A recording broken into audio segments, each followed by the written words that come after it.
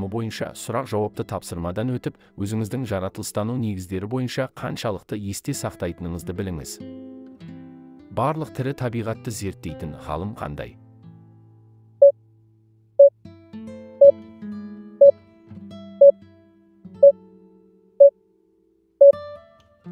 Геологтар жерді, зоологтар омыртқалылар мен омыртқасыз жануарларды, ал метеорологтар атмосфераны зерттейді.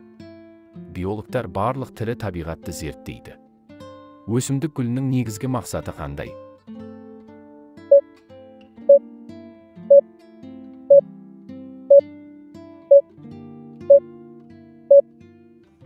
Гүлдер өсімдіктердің репродуктивті бөлігі болып табылады. Сондықтан олардың негізгі мақсаты тұқым шығару. Өсімдіктердегі қандай жасыл пигмент күн сәулесін жұтып, оны энергияға айналдырады?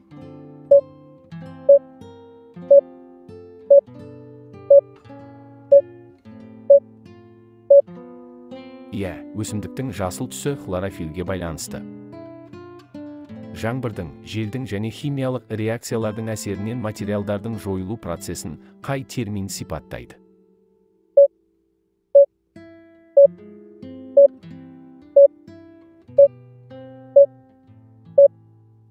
Үгілу, желіну мен эрозия жиі бірге жүреді, бірақ синонимді сөздер емес.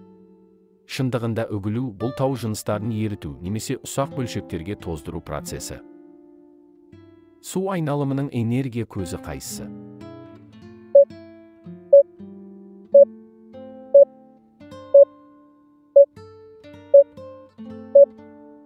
Су айналымы судың жер бетіндегі үстінде немесе астындағы қозғалысын сипаттайды.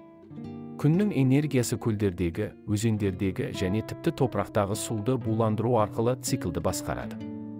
Өзен түбінде әдетте қандай тау жыныстары пайда болады?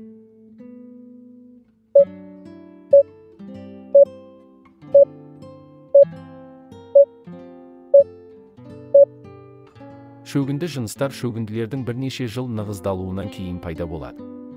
Шөгінді жыныстарға тақтатастарды, әктастарды және құмтастарды жатқызуға болады. Жердің күнді айналуы қанша уақыт алады?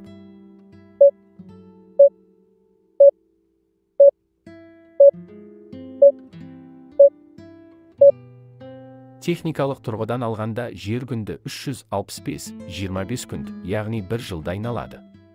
NASA мәліметтері бойынша Меркурий күнді айналып өту үшін 88 күн, ал Венера 224 күн қажет. Өсімдіктерді де, жануарларды да жейтін жануар қалай аталады?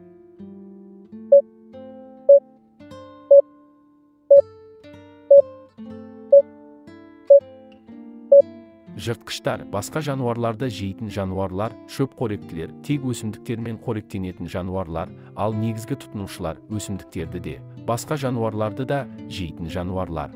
Өсімдіктер мен жануарлардың қалдықтары қазба деп саналу үшін қанша уақыт қажет?